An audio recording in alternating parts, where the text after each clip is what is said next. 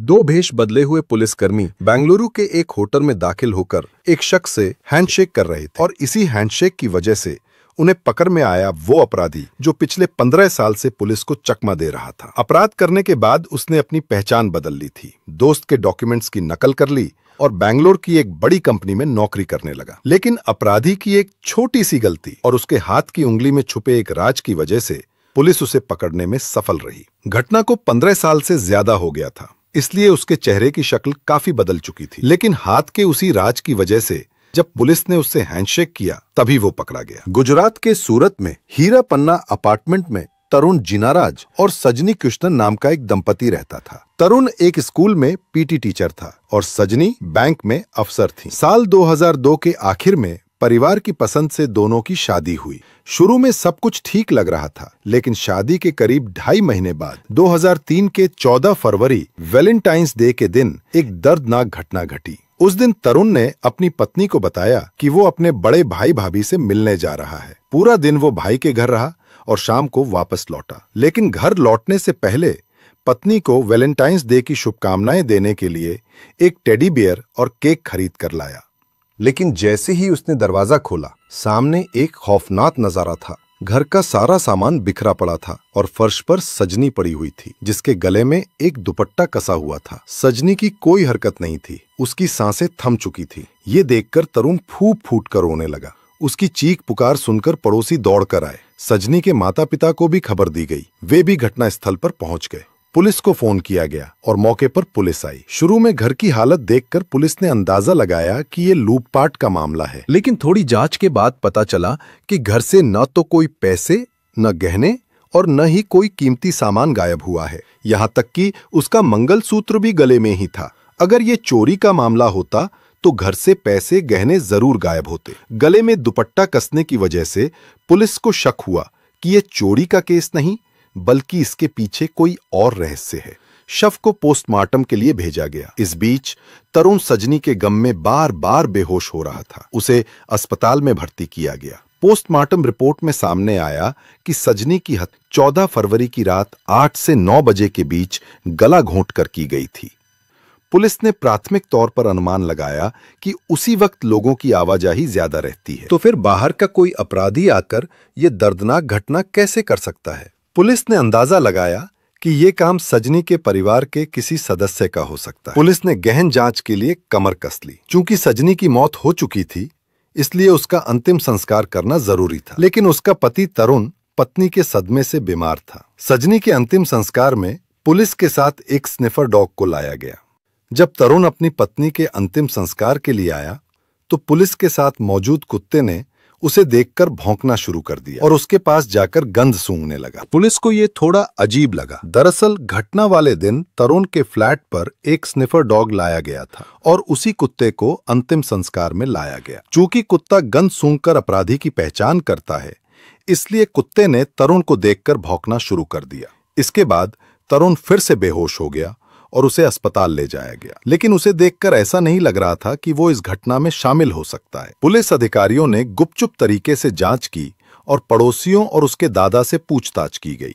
Police को पता चला कि घटना वाले दिन तरुण सचमुच घर पर नहीं था। 16 फरवरी को तरुण को पुलिस स्टेशन में मिलने के लिए बुलाया गया, लेकिन उसी दिन अस्पताल से थाने में फोन आया कि तरुण अस्पताल में नहीं है। अब पुलिस समझ गई कि सजनी की इस निर्मम घटना में तरुण पूरी तरह से शामिल है। तरुण के खिलाफ सजनी की हत्या का मामला दर्ज किया गया और पुलिस ने सजनी के माता पिता से संपर्क किया। उन्होंने बताया कि उनकी शादीशुदा जिंदगी खुशहाल नहीं थी, झगड़े होते थे और यहां तक कि तरुण सजनी की आय का ज्यादातर पैसा ले लेता था। लेकिन उसके माता पिता कभी समझ नहीं पाए थे कि उनकी बेटी के साथ ऐसा हो सकता है। पुलिस की जांच चलती रही, लेकिन तरुण के बारे में कोई खबर नहीं मिली। 3 साल से ज्यादा का समय बीत गया। तब तक पुलिस तरुण के बारे में कोई जानकारी नहीं निकाल पाई थी। इसके बाद सजनी के माता पिता ने तत्कालीन गुजरात के मुख्यमंत्री से इस मामले की ठीक से जांच कराने का अनुरोध। गुजरात के मुख्यमंत्री में सजनी के इस केस को अहमदाबाद क्राइम ब्रांच को ट्रांसफर कर दिया। फिर से जांच शुरू हुई, लेकिन तब भी पुलिस को तरुण तक कोई सुराग नहीं मिला। इसके बाद करीब 10 साल गुजर गए, फिर भी पुलिस तरुण का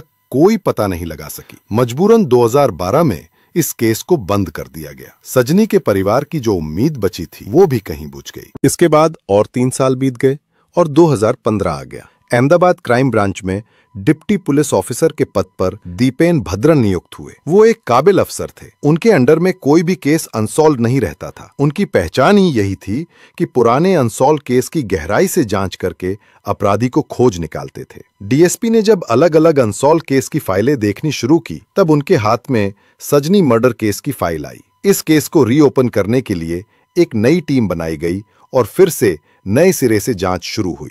लेकिन इस बार पुलिस ने तरुण तो खोजने के बजाय उसके परिवार और रिश्तेदारों के बारे में जानकारी जुटानी शुरू की। उसके परिवार के बाकी सदस्यों पर कोई खास शक नहीं हुआ।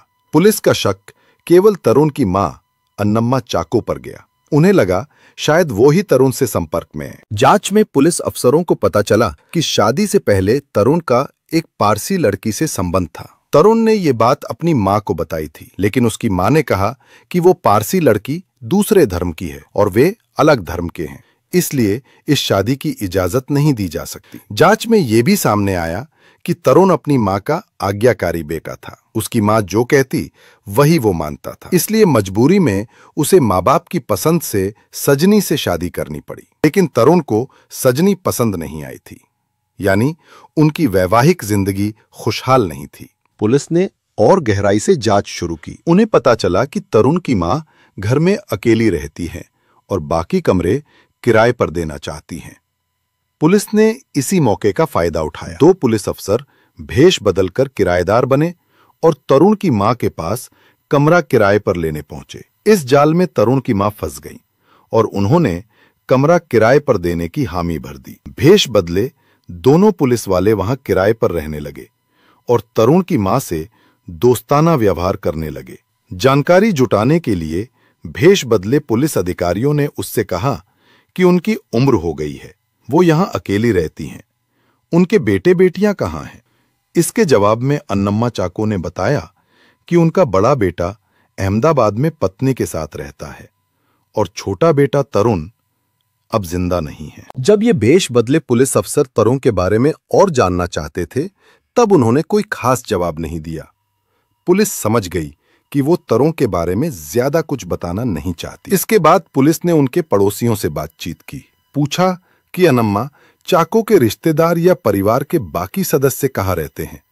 एक बुजुर्ग महिला से पुलिस को पता चला कि उनका बड़ा बेटा अहमदाबाद में रहता है और केरल में उनके 2 रिश्तेदार हैं जो कभी कभी फोन पर उनसे बात करते हैं, लेकिन आज तक घर पर मिलने नहीं आए। इसके बाद तरुण की मां का फोन पुलिस ने सर्विलांस पर रख दिया। पुलिस ने देखा कि अन्नम्मा के नंबर पर ज्यादातर 2 से 3 लोग ही फोन करते हैं। पहला उनका बड़ा बेटा, दूसरा उनका वही साउथ इंडियन रिश्तेदार और तीसरा बैंगलोर की एक विवाहित महिला। लेकिन अभी तक पुलिस के हाथ इस केस में कोई पुख्ता जानकारी नहीं लगी। पुलिस समझ नहीं पा रही थी कि कहीं ये केस सचमुच अनसॉल्व रह जाएगा क्या। कई महीने बीत गए। पुलिस लगातार देखती रही कि अन्नम्मा को कौन फोन करता है या वो किसे फोन करती हैं। फिर अचानक एक दिन उनके फोन पर एक लैंडलाइन नंबर से कॉल आया। पुलिस ने उनकी बातचीत सुनी, लेकिन उसमें कोई संदिग्ध बात नहीं मिली। मगर पुलिस को अचानक शक हुआ, आखिर एक बड़ी कंपनी के लैंडलाइन से उन्हें फोन क्यों किया जाएगा। इसके बाद पुलिस ने गुपचुप तरीके से उस बैंगलोर की कंपनी की जानकारी जुटानी शुरू की और वहां के सभी कर्मचारियों का विवरण लिया। पुलिस को लग रहा था कि शायद तरुण इसी कंपनी में काम कर रहा हो और अपनी मां से गुप्त रूप से बात करने के लिए कंपनी का लैंडलाइन इस्तेमाल कर रहा हो, और यही उसकी सबसे बड़ी गलती साबित हुई। अहमदाबाद की क्राइम ब्रांच पुलिस ने बैंगलोर पुलिस की मदद ली। ऑफिस के सभी कर्मचारियों की डिटेल्स की एक लिस्ट बनाई और उसमें तलाश करने लगी कि कहीं तरुण नाम का कोई व्यक्ति है क्या। लेकिन यहां भी पुलिस को निराशा हाथ लगी। उस कंपनी में तरुण नाम का कोई कर्मचारी नहीं था। एक बार फिर पुलिस का अंदाजा गलत साबित हुआ। मगर उस कंपनी के कर्मचारियों की सूची में एक नाम था, प्रवीण भाटेली। ये नाम पुलिस को कहीं सुना हुआ सा लगा। दरअसल तरुण की मां बैंगलोर की जिस महिला से बात करती थी उसके पति का नाम प्रवीण भटेली था। लेकिन पुलिस को संदेह हुआ कि उसका पति तरुण की मां को कंपनी के लैंडलाइन से फोन क्यों करेगा। इसके बाद अहमदाबाद क्राइम ब्रांच के 2 अधिकारी बैंगलोर आए और प्रवीण भटेली के बारे में जानकारी जुटाने लगे। जिस ऑफिस में प्रवीण काम करता था वहां जाकर ये छद्मवेशी पुलिसकर्मी प्रवीण को उसके नाम से पुकारते हैं और उसके साथ जोर से हैंडशेक करते हैं। इस हैंडशेक की वजह से प्रवीण को हल्का दर्द महसूस होता है और वो तुरंत अपना हाथ हटा लेता है और इसी हैंडशेक के कारण 15 साल से ज्यादा समय से पुलिस को चकमा दे रहा तरुण पकड़ा जाता है। इसके बाद उन छद्मवेशी पुलिसकर्मियों ने प्रवीण भटेली से कहा, क्या हाल है मिस्टर तरुण? अपना असली नाम तरुण सुनकर प्रवीण भटेली यानी तरुण हैरान रह गया। दरअसल अपनी पत्नी की हत्या करने के बाद वो अहमदाबाद से पहले दिल्ली गया। वहां वो अपने एक दोस्त के पास गया जिसका नाम प्रवीण भटेली था। वो उसके साथ रहने लगा और उसे बताया कि उसने अपनी नौकरी छोड़ दी है। तरुण ने प्रवीण से कहा कि वो उसके लिए कोई नौकरी ढूंढ दे। बात मानकर प्रवीण ने तरुण को नौकरी ढूंढ दी, लेकिन किसी तरह तरुण ने अपने इस दोस्त प्रवीण के सभी दस्तावेजों की फोटो ले ली और प्रवीण भटेली के नाम से तरुण ने नकली दस्तावेज बनवा लिए। अपने दोस्त के सर्टिफिकेट को जाली बनाकर वो बैंगलोर आ गया और वहां इस नामी कंपनी में नौकरी भी शुरू कर दी। बीच में जब अहमदाबाद क्राइम ब्रांच के अधिकारियों ने जांच के लिए सजनी के माता पिता से संपर्क किया तो उन्हें तरुण की एक कमजोरी के बारे में पता चला। तरुण की एक उंगली टूटी हुई। चूंकि लगभग 15 साल से ज्यादा समय बीत चुका था, इसलिए तरुण का चेहरा पहले जैसा नहीं था, इसलिए उसे बाहर से देखकर पहचानना बहुत मुश्किल था। पुलिस को पहले से ही कहीं न कहीं संदेह था कि ये प्रवीण भटेली ही तरुण हो सकता है, इसलिए उन्होंने सजनी के माता पिता की जानकारी का इस्तेमाल किया। रिसेप्शन पर आते ही छद्मवेशी पुलिस कर्मियों ने प्रवीण भटेली के साथ जोर से हैंडशेक किया। इसी वजह से पुलिस समझ गई कि यही वो तरुण है जिसने अपनी पहचान बदलकर प्रवीण भटेली बनकर काम कर रहा है और पिछले 15 साल से ज्यादा समय से पुलिस को चकमा देकर फरार चल रहा था। दरअसल तरुण हर कदम पर पुलिस को चकमा देकर अपने लक्ष्य की ओर बढ़ रहा था। क्योंकि 15 साल से अधिक समय बीत चुका था, इसलिए उसने सोचा कि शायद अब पुलिस उसे पकड़ नहीं पाएगी। पर उसकी एक छोटी सी गलती, ऑफिस के लैंडलाइन नंबर से अपनी मां को फोन करना और उसके हाथ की एक टूटी हुई उंगली, इन्हीं 2 सूचनाओं के आधार पर पुलिस उसे पकड़ने में सफल हो गई। 25 अक्टूबर 2018 को तरुण को गिरफ्तार करके अहमदाबाद लाया गया। जब पुलिस ने तरुण से पूछा कि उसने अपनी पत्नी के साथ ये निर्मम कृत्य क्यों किया, तो उत्तर में तरुण ने अपनी उस पारसी गर्लफ्रेंड का जिक्र किया। मां के कारण वे उस पारसी लड़की से विवाह नहीं कर पाए और इसलिए मां की इच्छा पर उन्होंने सजनी से शादी कर ली थी, पर वे सुखी नहीं थे। बाद में तरुण ने अपनी उस गर्लफ्रेंड से संपर्क किया और पता चला कि उसकी शादी टूट चुकी है। तब तरुण ने उसे पुनः विवाह करने का विचार किया और सजनी से तलाक देने के लिए कहने लगा, पर सजनी तलाक देने के लिए राजी नहीं हुई। तरुण ने हत्या योजना बनाई। योजना के मुताबिक घटना वाले दिन यानी 14 फरवरी 2003 को उसने सजनी से कहा बॉडी से मिलने जा रहा और सुबह लगभग 8 बजे या 8:30 बजे घर से निकल गया। इस बीच सजनी बैंक जाने के लिए तैयार हो रही थी। कुछ दूरी चलने के बाद तरुण वापस आया और घर में घुसते ही पीछे से सजनी के गले में पड़ा हुआ दुपट्टा बांधकर उसे गला घोंटकर ये निर्मम अपराध कर दिया। इसके बाद तरुण ने घटना को ऐसा रूप देने की सोची कि ऐसा लगे जैसे ये सिर्फ लूटपाट के लिए हुआ था। इसलिए उसने घर की सारी चीजें उलट पुलट कर बिखेर दी, जैसा कि पहले बताया गया। फिर सजनी को फर्श पर छोड़कर वो दादा बॉडी से मिलने चला गया। पूरा दिन वहां बिताने के बाद शाम के वक्त वो अपने अपार्टमेंट पर लौटा और ताकि दादा बॉडी को संशय ना हो, सजनी के लिए एक केक और एक टेडी बियर भी खरीद कर लाया और घर का दरवाजा खोलते ही उसने अपनी सजी सजाई एक्टिंग शुरू कर दी। लेकिन अंतिम संस्कार के दिन डॉग स्क्वाड के कुत्ते बार बार उसे देखकर भौंक रहे थे और 16 फरवरी को उसे पुलिस स्टेशन में बुलाया गया। तब तरुण को लगा कि अगर वो पुलिस के सामने जाएगा तो पुलिस उसे पकड़ लेगी, इसलिए उसने योजना बनाई कि किसी भी तरह से भागना होगा। इसी कारण 16 फरवरी को बिना किसी को बताए वो गुप्त रूप से फरार हो गया। भागते समय उसने एटीएम से सजनी के सारे पैसे निकाल लिए और फिर एक सैलून में जाकर अपना सिर और मूंछदारी क्लीन शेव करा ली ताकि कोई उसे पहचान ना सके। इसके बाद तरुण ट्रेन से पहले दिल्ली गया अपने दोस्त के पास और मौका देखकर तरुण बेंगलुरु चला आया। यहां आकर उसने एक लड़की से प्यार किया और शादी कर ली। बेंगलुरु में उस लड़की को इम्प्रेस करने के लिए उसने एक भावनात्मक कहानी सुनाई कि बचपन में उसके माता पिता का एक दुर्घटना में निधन हो गया और वो अन्नम्मा नाम की एक आंटी के पास पला बढ़ा, यानी अपनी ही मां को आंटी बताकर परिचय देता था। उसकी इस कहानी से लड़की को सहानुभूति हुई और बाद में दोनों में प्रेम हुआ और 2009 में शादी कर ली। उनके 2 बच्चे भी हुए। अपने दोस्त द्वारा बनाए गए जाली दस्तावेज दिखाकर उसने नौकरी पाली और ऐशो आराम का जीवन जीने लगा। वो एक कंपनी में असिस्टेंट मैनेजर था और सालाना 20 लाख रुपए से अधिक कमाता था। वो हमेशा अपनी मां से पत्नी के फोन से बात करता था, लेकिन एक दिन किसी कारणवश उसकी मां ने फोन नहीं उठाया।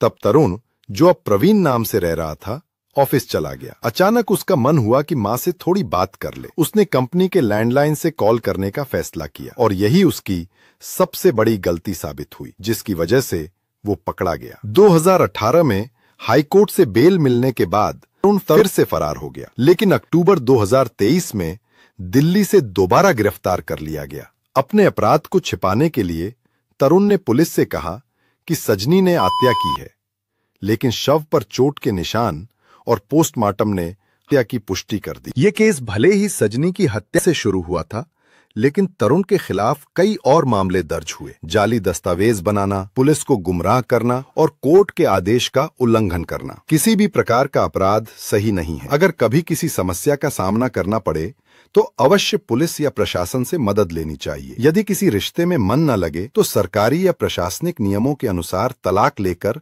स्वतंत्र रूप से नया जीवन शुरू करना ही उचित है। हमें हमेशा याद रखना चाहिए कि किसी भी प्रकार का अपराध हमारी समस्या का समाधान नहीं हो सकता। ये वीडियो केवल शिक्षा के उद्देश्य से बनाया गया है। इसमें दी गई सारी जानकारी इंटरनेट पर सार्वजनिक रूप से उपलब्ध है। अगर ये वीडियो अच्छा लगे तो हमारे चैनल को सब्सक्राइब करें और अधिक से अधिक शेयर करें, ताकि लोग और अधिक जागरूक हो सकें और अपराध से दूर रह सकें।